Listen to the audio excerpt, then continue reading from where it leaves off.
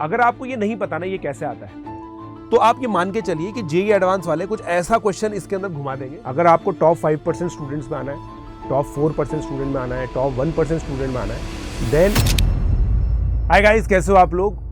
दोस्तों, मैं जब भी मैथमेटिक्स पढ़ाता हूँ तो काफ़ी सारे स्टूडेंट्स हैं जो मेरी जो टीचिंग मेथोडोलॉजी है ना उसको सपोर्ट नहीं करते।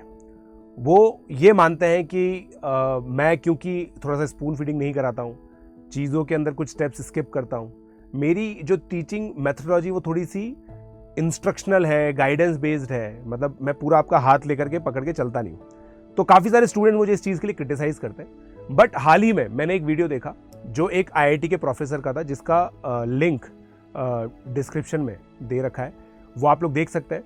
तो उन्होंने कुछ ऐसी बातें कही जो एग्जैक्टली मैं आप लोगों को बोलता हूँ, हमेशा मैं आप लोगों को ये बोलता हूँ।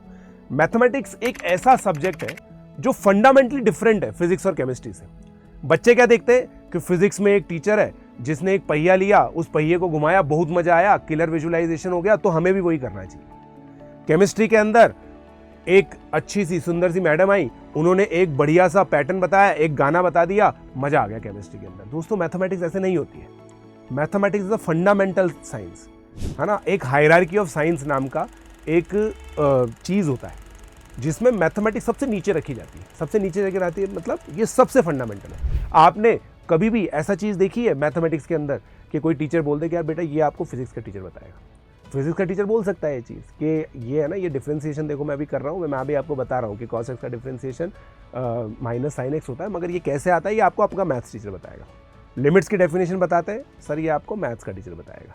छोटे एंगल पे साइन थीटा थीटा क्यों होता है, ये आपको मैथ्स का टीचर बताएगा। मगर मैथमेटिक्स का टीचर कभी भी ऐसा नहीं बोलता है।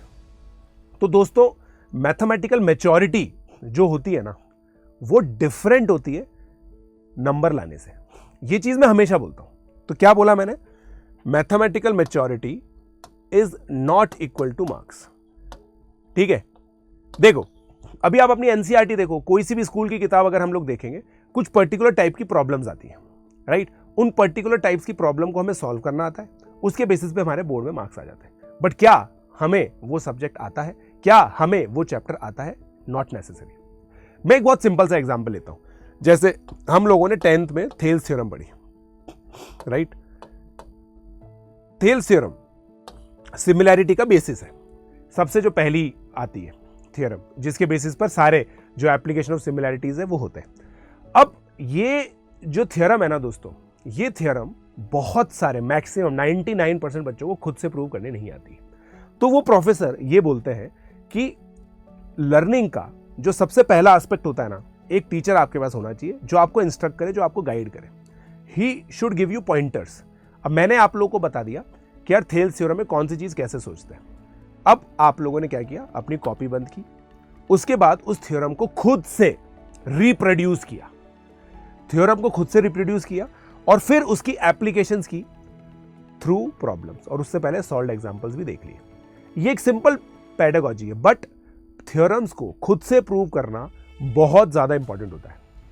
ठीक है, अब देखो आप लोग इस चीज में खुश हो जाते हो कि भाई जैसे ये देखो, ये दोस्तों ये पैराबोला है, ये रेक्टेंगल है, ये एक पैराबोला है, तो ये एरिया 2/3 होता है, ये बाकी का ये एरिया 1/6 है, ये एरिया 1/6 है, राइट।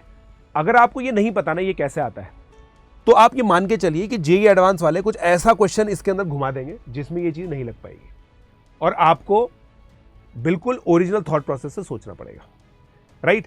तो मैथमेटिकल मैच्योरिटी और मार्क्स बराबर नहीं होते। मैथमेटिकल मैच्योरिटी तब आती है जब आपको रियलिटी में पता चले कि हाँ यार ये कॉन्सेप्ट इस तरीके से अप्लाई होता है, और वहां पे स्पून फीडिंग काम नहीं आती है। स्पून फीडिंग दोस्तों वर्किंग रूल से पढ़ना, मेथडोलॉजी से पढ़ना कि यार इस तरह के क्वेश्चन को ऐसे किया जाता है, इस तरह के क्वेश्चन को ऐसे किया जाता है, ये प्रोफाइल को ये प्रोफाइल किया जाता है, तो आज से आपके नंबर आ सकते हैं। बट आप ये मान के चलिए कि you will not be in the top of the pyramid. अगर आपको टॉप 5% स्टूडेंट्स में आना है, टॉप 4% स्टूडेंट में आना है, टॉप 1% स्टूडेंट में आना है, then you need it all. आपको मैं ना 5 चीजें बताता हूँ, ठीक है। ये 5 चीजें अगर आपको आती है ना खुद से तो बहुत बढ़िया। अगर आपने मैथमेटिक्स का पूरा सिलेबस कंप्लीट कर लिया है, ये 5 चीजें मैं आप लोगों को बता रहा हूँ, अगर ये 5 चीजें आपको आती है तो इसका मतलब आपकी मैथमेटिकल मैच्योरिटी अच्छी है। फर्स्ट, आपको condition of common root derive करनी आती है क्या क्वाड्रेटिक इक्वेशन के अंदर?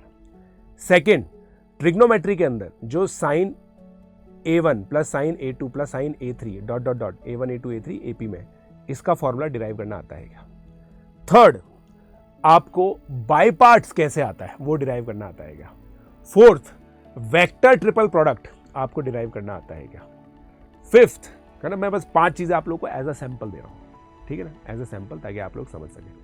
Fifth, sine A plus B और कॉस A प्लस बी का फॉर्मूला डिराइव करना आपको आता है क्या? और वो वेक्टोरियल मेथड से नहीं होना चाहिए, कॉस A प्लस बी आपने डिफाइन कर दिया वेक्टर प्रोडक्ट से, वो रही जो लॉजिकल ढंग का प्रूफ होता है, क्योंकि इन बाकी सारे प्रूफ में कुछ ना कुछ लिमिटेशंस होती है। अगर ये 5 प्रूफ आपको आते हैं ना, तो आपकी मैथमेटिकल मैच्योरिटी अच्छी है। और अगर आप इसी तरीके से पढ़ना चाहते हैं कि सर आप तो हमें अलग अलग तरह की टाइपोलॉजी के प्रॉब्लम्स बता दो, आप हमेशा जेई के अंदर एक ऐसी प्रॉब्लम पाएंगे जो उन टाइपोलॉजी जैसी नहीं होगी और उस वजह से आप हक दोगे। आप खुद सोच के देखिए, मैं हर साल जेई एडवांस का पेपर लाइव सॉल्व करता हूँ, कुछ ना कुछ तो नई चीज़ें इंट्रोड्यूस होती हैं। मैं क्यों कर पाता हूँ? क्योंकि मैंने अपनी मैथमेटिक्स को मैच्योर किया हुआ है, मुझे हर एक चीज़ का प्रूफ आता है और मैं अपने बच्चों को बताता भी हूँ। बहुत सारे बच्चे इस चीज़ को क्रिटिसाइज भी करते हैं कि सर आप बहुत ज़्यादा डिफिकल्ट पढ़ाते हो। यार मैथमेटिक्स एक डिफिकल्ट सब्जेक्ट है, ऐसा इसी भाई आप खुद सोच के देखो ना, पूरे विश्व में सबसे डिफिकल्ट ओलंपियाड मैथमेटिक्स ओलंपियाड को माना जाता है, ठीक है। अभी इंडिया की टीम 4th आई, ठीक है, हमारे प्रधानमंत्री मिले उनसे, अभी फिजिक्स और केमिस्ट्री की मतलब टीम से बहुत टाइम से गोल्ड मेडल ला रही है, बहुत अच्छा परफॉर्म कर रही है। मगर इस अचीवमेंट को सबसे बड़ा अचीवमेंट क्यों माना जाता है? जितनी भी इंटरनेशनल यूनिवर्सिटीज हैं वो फिजिक्स ओलंपियाड, केमिस्ट्री ओलंपियाड के गोल्ड मेडल से कहीं ज्यादा तवज्जो मैथमेटिक्स के मेडल को देती है। मैं इन बाकी ओलंपियाड्स को डिमीन नहीं कर रहा हूं, मैं आपको ये चीज समझा रहा हूं कि मैथमेटिक्स एक ग्लोबल सब्जेक्ट है, it is a global subject और इसको ढंग से पढ़ना एक नेसेसिटी है। अगर आपने ये कर लिया ना तो आप पता है क्या करोगे। अभी जैसे आज की तारीख में आपको एक सिंपल सा एग्जांपल देता हूँ। अभी हमने एक लाइव वीडियो किया था जिसके अंदर मैंने एनटीए का एक पेपर अटेम्प्ट किया। मैंने उस पेपर के लिए पढ़ा थोड़ी था, फिर भी मेरे 100 में से 95 मार्क्स आ गए, राइट। अगर मैं आज कैट का पेपर दूँ ना तो भी मेरे मैथ्स में बहुत अच्छे नंबर आएंगे। अलग तरह की प्रॉब्लम्स आती हैं उसके अंदर, मगर मेरी मैथमेटिकल मैच्योरिटी अच्छी है, इस वजह से ऐसा होता है। तो इसी वजह से दोस्तों मैथमेटिक्स को बहुत ढंग से पढ़ना जरूरी है। तो मैथमेटिक्स को पढ़ने का तरीका क्या है? जो भी प्रॉब्लम्स आप लोगों को मिल रही है, जो भी थ्योरम्स आपके पास आ रही हैं, जो भी चीज़ें प्रूव करने की आ रही है, वो खुद से आपको प्रूव करना आना चाहिए। सारी वर्किंग थ्योरम्स आनी चाहिए। जैसे लॉगरिथम के अंदर log a plus log b log ab होता है, इसका डेरिवेशन आपको खुद को आना चाहिए। ट्रिग्नोमेट्री की सारी आइडेंटिटीज का प्रूफ आपको खुद को आना चाहिए, ठीक है। उसके बाद आप सॉल्व्ड एग्जाम्पल्स करेंगे। सॉल्व्ड एग्जाम्पल करने के बाद आप लोग प्रैक्टिस करेंगे और प्रैक्टिस के साथ प्रैक्टिस बहुत सारी होनी चाहिए, सेल्फ स्टडी बहुत सारी होनी चाहिए। अगर कोई चीज़ आपने 1.5 घंटे में पढ़ी है तो उसके लिए आपको 5 से 6 घंटे एक्स्ट्रा देने पड़ेंगे उसको ढंग से इंप्रूव करने के लिए, मैथमेटिकल मैच्योरिटी डेवलप करने के लिए। Self study has a lot of time. Mathematics में टीचर के साथ टाइम स्पेंड करना का कोई फ़ायदा नहीं होता, है ना दोस्तों। इससे मेरा ही कट रहा है, बट फिर भी मैं आपको सच बता रहा हूँ ये बात, टीचर के साथ टाइम स्पेंड करने से बहुत ज़्यादा चीज़ें नहीं होती है। मैं आप लोगों को जो भी चीज़ें बताता हूँ, बिल्कुल देखो, मैंने हमेशा एक चीज़ जो रखी है ना, जिस वजह से मेरे को कभी भी रिग्रेट नहीं होता किसी भी यूट्यूब लेक्चर के बाद, वो ये है कि I have always told everything with honesty. Honesty से मैं सारी चीज़ें बताता हूँ जो चीज़ वर्क करती है, और ऐसी चीज़ बता रहा हूँ जो प्रूवन है। भाई एक IIT का प्रोफेसर आपको वही चीज़ बता रहा है, सोच के देखो आप। मैं जो चीज़ें बोलता हूँ ना, एज इट इज़ वही चीज़ उन्होंने वीडियो में देखी, आप अगर वीडियो को पूरा देखोगे तो। और मेरा मैथमेटिक्स को पढ़ाने का तरीका वही है, right. So guys please mathematics को इस तरह से पढ़ने की कोशिश कीजिए। थोड़ा सा एफर्ट ज़्यादा लगेगा, मगर फ्रूट्स एवर लास्टिंग होंगे और लर्निंग हमेशा लॉन्ग लास्टिंग होगी। Let's crack it.